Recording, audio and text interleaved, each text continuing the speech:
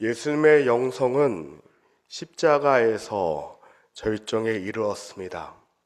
주님은 십자가 위에서 자신을 온전히 희생하시고 깨트림으로써 인류 구원의 풍성한 열매를 맺으셨습니다.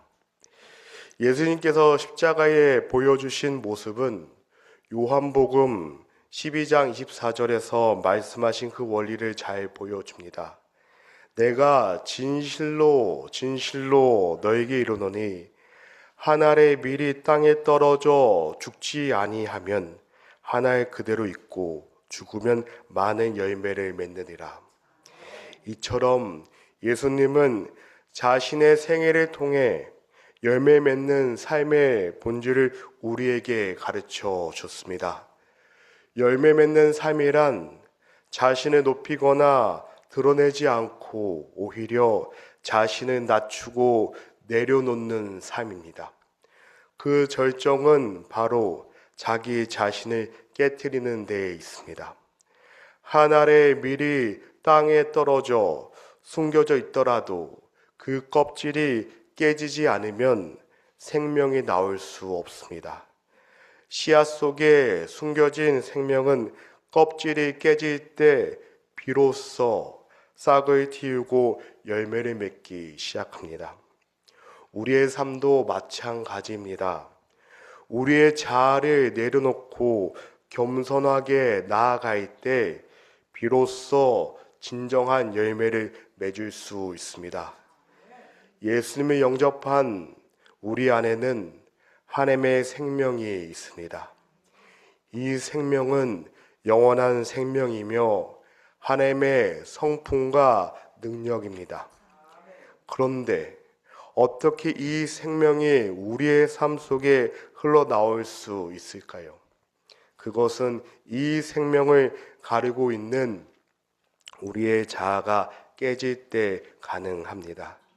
씨앗의 껍질이 깨져야 생명이 나오듯이 우리의 삶을 덮고 있는 딱딱한 껍질과 같은 자아도 깨질 때 동일하게 나오게 되는 것입니다. 그러면 우리가 깨트려야 하는 자아란 무엇일까요? 자아란 스스로 존재하는 나 자신을 말하는 것입니다. 우리의 삶 가운데 나타나는 욕심, 고집, 자존심 등등 말하는 것입니다. 이 자아가 깨질 때 비로소 우리 안에 거하시는 하나님의 생명이 밖으로 흘러나와 풍성한 열매를 맺게 됩니다. 그러면 어떻게 우리 안에서 하나님의 생명을 방해하는 자아를 깨트릴 수 있을까요? 로마서 12장 1절의 말씀을 함께 보기 원합니다. 그러므로 형제들아 내가 하나님의 모든 자비하심으로 너희를 권하노니 너희 몸을 하나님이 기뻐하시는 거룩한 산 제물로 드리라. 이는 너희가 드릴 영적 예배니라 라고 합니다.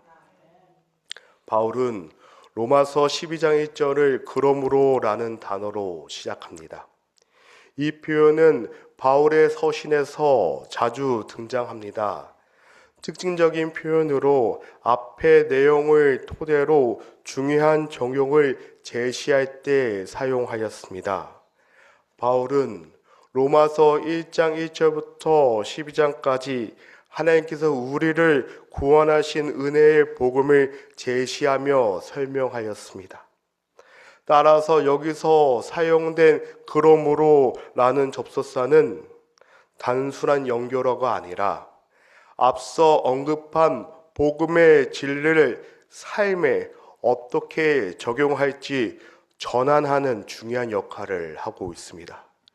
즉 로마서 1장 1절부터 11장까지 그리고 12장부터 16장까지 연결하는 고리의 역할을 하고 있는 부분입니다.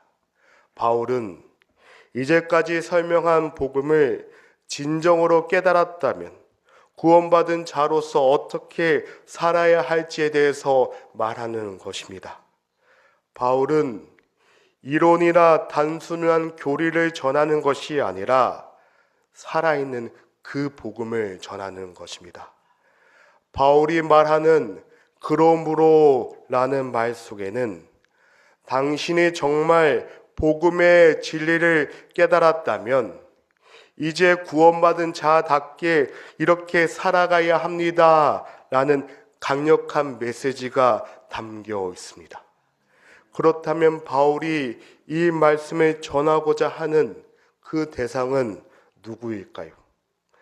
바울은 이 구절에 형제들아 라고 표현하며 사용하고 있습니다. 바울은 자신이 권면하고자 하는 사람을 의도적으로 형제들아 라고 불렀습니다. 로마서 전체 맥락을 살펴볼 때 바울은 로마 안에 있던 유대인과 이방인 사이의 긴장과 갈등을 잘 알고 있었습니다. 그들은 왜 갈등을 겪었을까요? 그것은 구원이 이방인들 뿐만 아니라 온 이스라엘 사람들, 즉 모든 민족을 위한 것이기에 그렇습니다. 원래 구원은 이스라엘을 통해 왔지만 이스라엘이 하나님의 뜻을 깨닫지 못하고 우둔해졌기 때문에 복음이 이방인에게 전해진 것을 우리는 알 수 있습니다. 바울은 로마서 9장부터 하나님의 역사적인 구속 계획 안에서 이스라엘과 이방의 역할을 구체적으로 설명하였습니다. 그리고 로마서 14장, 15장에 다시 구제도로 돌아갑니다. 이제 모든 그리스도인, 인종이나 민족을 초월하여 하나님 안에서 한 가족이며 형제라는 것을 말하고 있습니다. 그러므로 바울은 의도적으로 형제들아 라고 부르는 것은 구원을 깨달은 모든 사람을 향한 권면임을 분명히 드러내고 있습니다. 바울은 이 말씀이 바로 오늘 예수 그리스도를 믿고 구원받은 모든 사람들에게 적용되는 것이라 라는 의미에서 형제들아 라고 말하고 있습니다. 바울은 이제 그러므로 권하노라 라고 합니다. 여기서 권하노니는 이 표현은 단순한 권고 이상의 간절한 부탁이며 간청의 의미를 가지고 있습니다. 바울이 이렇게 간절히 부탁하고자 하는 핵심은 무엇일까요? 그것은 바로 우리가 예수 그리스도를 믿음으로 하나님의 자녀가 되었다는 그 사실입니다. 하나님의 자녀가 되었다는 것은 하나님과의 우리의 관계가 회복되었다는 것을 의미합니다. 우리가 하나님의 관계가 회복되었다면, 구원받았다면 더 이상 정죄 아래 있는 삶을 살아가는 것이 아니라 성령의 법 아래 있는 새로운 삶을 살아가야 한다는 것을 말합니다. 그 새로운 삶의 출발점은 바로 예수 그리스도 안에서라고 말합니다. 바울은 이 놀라운 구원의 진리를 깨닫는 우리 모두에게 성령의 인도하심을 따라 구원받은 자답게 제발 살아가기를 간절히 부탁하고 있습니다. 바울은 내가 하나님의 모든 자비하심으로 라고 말하였습니다. 이 표현은 매우 중요한 의미를 담고 있습니다. 여기서 우리는 바울이 진정한 영적 태도를 발견할 수 있습니다. 바울은 자신의 사도적인 권위를 앞세우지 않았습니다. 오히려 그는 오직 하나님의 자비에 호소하고 있음을 볼 수 있습니다. 이는 참된 순종이 바울 개인의 권위나 자신의 말한 그 사도적 지위에서 비롯된 것이 아니라 오직 하나님의 자비와 은혜로부터 나왔다는 것을 분명히 말하고 있습니다. 바울은 단순한 도덕적인 원칙이나 개인적인 권위에 기대지 않고 오직 하나님의 자비하심을 강조하며 그것에 의지하는 것을 볼 수 있습니다. 만약에 기독교 윤리가 하나님의 진노를 피하기 위한 수단에 불과하였다면 이는 결코 진정한 도덕이라고 할 수 없습니다. 두려움에 의한 순종은 진정한 도덕적 행위가 아니라 단지 자기 보호를 위한 수단일 뿐입니다. 또한 하나님으로부터 무언가를 얻기 위한 기대감에서 행하는 순종이라면 그것은 결국에 자기 중심적이며 조작적인 행동이 되고 말 것입니다.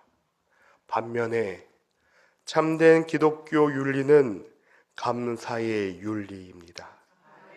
하나님께서 우리를 먼저 자신을 희생하시면서까지 우리를 그 은혜에 감사하여 기꺼이 자발적으로 순종하셨습니다. 이런 순종이 바로 하나님께서 진정으로 기뻐하는 삶인 것을 말하고 있습니다. 그 예수님께서도 하나님 아버지의 뜻에 자발적으로 순종하여 십자가를 지셨습니다. 예수님을 복음을 이해하지 못하는 사람들에게 보며 안타까워하셨지만 그들을 향해 정죄하거나 야단치지 않으셨습니다. 충분히 그럴 자격이 있으심에도 불구하고 그렇게 하지 않으셨습니다. 오히려 끝까지 사랑과 인내로 대하셨습니다. 사도 바울 또한 명령이 아닌 지금 간곡한 권면으로 다가가고 있습니다. 그는 마치 잘못을 바로잡아 주려는 아버지의 심정을 가지고 나 역시 죄인이었지만 우리 함께 하나님의 합당한 법대로 살아가 봅시다 라고 겸손히 권하는 듯 합니다. 야단과 정죄는 상처를 남기지만 사람이 담긴 권면은 서로에게 용기를 줍니다. 바울은 하나님의 자비하심을 근거로 구원받은 자의 삶을 권하고 있습니다. 우리가 진정 하나님의 은혜를 입어 구원받았다면 우리의 삶은 당연히 그 은혜에 합당한 모습이 보여져야 하는 것입니다. 그렇다면 구원받은 자의 삶이란 구체적으로 무엇을 의미하는 것일까요? 사도 바울의 이를 로마서 1장 1절에 12장 1절의 후반부에 분명히 말하고 있습니다. 너희 몸을 하나님이 기뻐하시는 거룩한 산 제물로 드리라 라고 합니다. 이 말씀은 그리스도인의 정체성과 삶의 방식을 분명하게 보여줍니다. 예수님을 믿는 사람이란 어떤 사람일까요? 그것은 자기 자신을 하나님께 온전히 드리는 삶을 살아가는 사람입니다. 자신의 몸과 삶을 하나님께서 기뻐하시는 산 제물로 드리는 사람이 바로 참된 그리스도인이지 않을까요?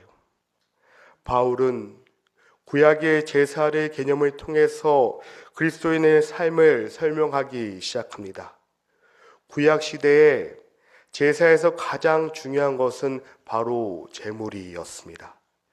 제물이란 바쳐지고 희생되는 존재입니다. 당시 사람들은 정해진 짐승을 잡아 하나님께 드림으로써 자신의 죄가 용서받는다고 여겼습니다. 그리고 그 제물은 반드시 죽임을 당해야 했습니다. 이런 배경에서 세례 요한은 예수님을 보면서 요한복음 1장 29절에 보라 세상 죄를 지고 가는 하나님의 어린 양이로다 라고 외쳤던 것을 우리는 기억합니다. 예수님은 이 땅에 오셔서 온 인류의 죄를 대신하여 십자가에 희생 당하신 완전한 제물이 되셨습니다. 예수님께서 묵묵히 우리 죄를 위한 희생 제물이 되신 것처럼 제물은 원망하거나 불평하지 않습니다. 제물은 자신을 위한 것이 아니라 다른 일을 위한 죄를 대신하여 희생되어졌습니다. 만약 예수님의 희생이 없었다면 인류의 구원은 결코 이루어지지 않았을 것입니다. 이와 마찬가지로 그리스도의 삶도 이 세상을 위한 희생 제물이 되어야 되는 것입니다. 그리스도인의 삶은 단지 건강이나 물질적인 축복을 위한 것이 아닙니다. 그리스도의 진정한 모습은 자신이 기꺼이 하나님께 희생하는 그 삶을 살아야 하는 것입니다. 그러므로 때로 억울한 일을 당하거나 손해보는 것은 이상한 일이 아니라 오히려 당연한 일일 수 있습니다. 그것이 바로 예수님이 따르는 구원받은 자의 참된 모습이기에 그렇습니다. 이사야서 53장 7절은 예수님의 희생에 대해서 예고한 구절입니다. 그가 공욕을 당하여 괴로울 때에도 그의 입은 열지 아니하였으며 마치 도수장으로 끌려가는 어린 양과 털 깎는 자 앞에서 잠잠한 양같이 그의 입은 열지 아니하였도다. 또한 이사야서 53장 5절은 이렇게 예수님의 희생을 묘사하고 있겠습니다. 함께 읽겠습니다. 그의 찔림은 우리의 허물 때문이요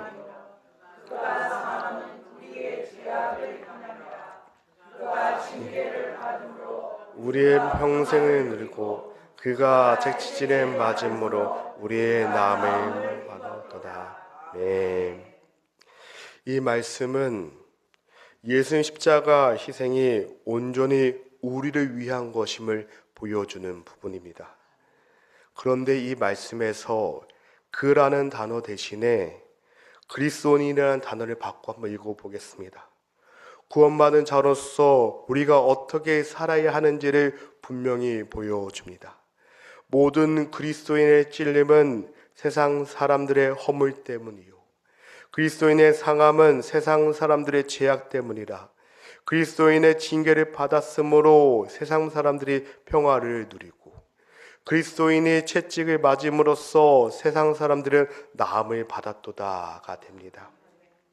이것은 바로 예수님께서 말씀하신 제자도의 삶인 것입니다. 예수님은 마태복음 16장 24절에 누구든지 나를 따라오려거든 자기를 부인하고 자기 십자가를 지고 나를 따라올 것이라 라고 하였습니다. 진정한 그리스도인이란 자신을 부인하고 예수님처럼 십자가를 지는 삶을 살아가는 사람을 말하는 것입니다. 따라서 그리스도인의 삶은 단지 영적인 헌신만이 아니라 자신의 몸과 삶을 구체적으로 하나님께 드리는 것을 말하는 것입니다. 그리스도인은 예수님이 걸어가신 그 십자가의 길을 따라가는 삶을 살아가야 한다는 것을 말합니다. 자기를 부인한다는 것은 그 자기 깨어짐을 의미합니다. 이것은 거듭난 심자 안에 여전히 남아있는 옛 성품이 깨어지는 과정을 말하는 것입니다. 이 과정에서 우리는 두 가지가 반드시 깨어져야 합니다. 하나는 죄에 대한 사랑이고 다른 하나는 자기의 의의입니다. 한 알의 밀알이 땅에 떨어져 그 껍질이 깨어져야 그 안에 생명이 싹이 틔우고 열매를 맺듯이 우리도 이러한 자기 깨어짐이 있어야 한다는 것을 말합니다. 하나님께서는 허물과 죄로 죽었던 우리를 예수 그리스도의 십자가 공로로 성령의 역사로 다시 살려주셨습니다. 이는 창조의 사건과 비교할 수 있는 놀라운 역사이며 죄로 망가진 세상을 우리를 회복하시려는 하나님의 계속 계획이 우리 안에서 시작된다는 것을 의미합니다. 그렇기에 거듭난 성도는 우리들은 이전에 죄의 세력에 지배받았던 존재에서 이제 벗어나야 한다는 것입니다. 성령의 능력으로 죄의 사슬을 끊어버리고 참된 자유를 누리게 되었다는 것을 의미하는 것입니다. 그러나 우리 안에는 여전히 제 본성, 즉 옛 본성이 남아 있습니다. 이 옛 본성은 거듭남으로 새롭게 신겨진 새 본능과 끊임없이 갈등을 빚게 합니다. 옛 본성의 핵심은 하나님이 아닌 것을 사랑하는 것이며, 그 뿌리는 내려가면 자기 사랑입니다. 배우자 자기를 말하는 것이 아니라 자기 사랑입니다. 그래서 예수님께서 자기를 부인하라고 하신 말씀이 바로 나의 자신의 사랑을 내려놓으라는 것을 의미합니다. 자기 깨어짐이 없다면 아무리 사랑의 범위가 넓힌다 하더라도 결국 그것은 자기의 사랑의 확장일 뿐입니다. 예수님께서 원하시는 자기의 부인은 자기 사랑에서 벗어나 하나님의 사랑으로 옮겨가는 것입니다. 구원받은 하나님의 백성이라면 하나님께서 세상을 창조하신 목적과 죄에서 구속하신 계획 따라 살아가야 한다는 것을 말하는 것입니다. 이러한 삶이 바로 하나님께서 기뻐하시는 삶이라는 것입니다. 그러면 자기의 의는 무엇일까요? 자기의 의란 자기의 선행이나 도덕적 행위로 근거로 하나님 앞에서 의롭다고 인정받으려 하는 마음을 말하는 것입니다. 이것은 결국에는 하나님의 은혜가 아닌 자신의 능력을 의지하는 것을 말합니다. 교만으로 이어지는 것이고 복음의 그 본질을 왜곡하는 태도인 것입니다. 자기의 의에 빠진 사람은 자신의 행위를 통해서 구원을 얻을 수 있다고 착각하게 되고 다른 사람들을 판단하거나 정죄하는 삶을 살아가게 되는 것입니다. 성경은 이러한 자기 의를 분명히 경고하며 오직 예수 그리스도의 은혜로만 우리가 하나님 앞에서 의롭다함을 받을 수 있다라고 강조하였습니다.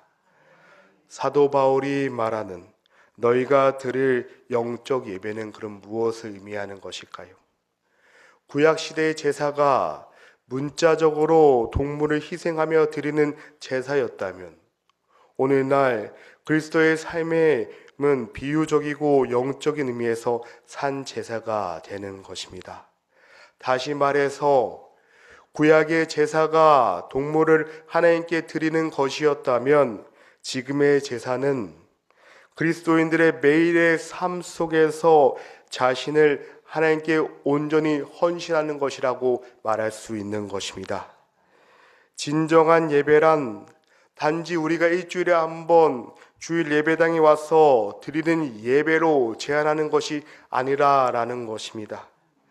그것은 우리의 일상과 삶 전반에 하나님을 향한 그 마음과 태도라는 것을 의미하는 것입니다.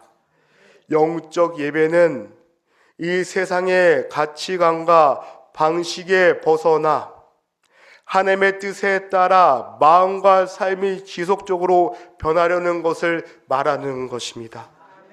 따라서 우리가 자기의 의를 내려놓고 오직 하나님의 은혜를 깊이 체험할 때 우리는 그때 비로소 영적 예배를 경험할 수 있게 되는 것입니다. 참된 예배는 나의 공로가 성취가 아닌 오직 하나님의 자비와 은혜에 대한 깊은 감사와 은혜에서 시작되는 것입니다. 우리의 삶 전체가 하나님께 드려지는 전인격적인 반응이며 이는 자기 중심적인 태도를 내려놓고 오직 하나님을 우리 삶의 중심으로 모시는 그 결단에서 시작되는 것을 말합니다. 사랑하는 성도 여러분, 오늘 우리는 로마서 12장 1절의 말씀을 통해 주님께서 우리를 부르시는 삶이 무엇인지 분명히 들었습니다. 하나님께서는 우리가 주일에 예배당에서만 아니라 삶의 모든 순간에서 진정한 예배자로 살기 원하시는 것을 들었습니다. 우리의 몸과 마음, 삶 전체를 하나님께 기쁘시게 드리는 거룩한 산 제물이 되기를 원하시는 것입니다. 예수님께서 십자가 위에서 자신을 깨트리심으로써 인류의 구원을 위한 풍성한 열매를 맺으신 것처럼 우리 역시 자기를 부인하고 자기 십자가를 지고 주님을 따를 때 비로소 우리의 삶 가운데 진정한 열매를 맺을 수 있게 되는 것입니다. 우리의 자아가 깨질 때 하나님의 생명이 우리의 삶 가운데 들어오는 것이고, 우리가 자아가 깨짐으로써 그 세상에 하나님의 은혜가 흘러갈 수 있게 된다는 것입니다. 오늘 우리 봄을 시작하는 이 계절에 다시 한번 결단했으면 좋겠습니다. 나의 욕심과 자존심, 나의 의로움과 교만함을 내려놓고 오직 하나님의 은혜와 자비만을 붙잡게 떠나는 그 결단이 회복되기를 바랍니다. 어디에서, 나의 삶 가운데서, 나의 가정에서, 나의 직장에서, 이웃에서, 이 교회 공동체 가운데 그런 선택이 예배를 드릴 때 진정한 주님께 드린 예배가 되는 것이 아닐까 싶습니다. 우리의 삶이 날마다 주님 앞에서 깨어지고 낮아질 때 그곳에서부터 하나님의 풍성한 열매가 시작되는 것입니다. 이제 주님의 말씀 앞에 다시 한번 우리의 마음을 내려놓기를 원합니다. 주님, 오늘 다시 나를 주님께 드립니다. 나를 깨트려 주셔서 주님의 생명이 내 삶 속에 흘러 넘치게 하여 주십소서. 이제는 내가 아니라, 나의 자아가 아니라 오직 주님만 흘러나는 드러나는 삶을 살게 하여 주십소서.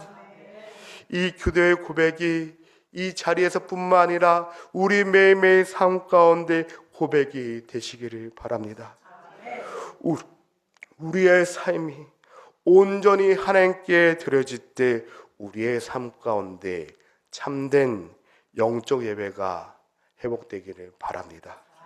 그런 영적 예배가 우리 삶 가운데 매일매일 나타나시기를, 오늘 예배 끝나고 집에 가는 그 가운데, 운전하는 가운데, 하루를 마무리하는 가운데, 내일 일어나서 직장에 가는 가운데 회복되시기를 주님으로 축복하여 드립니다. 기도하겠습니다.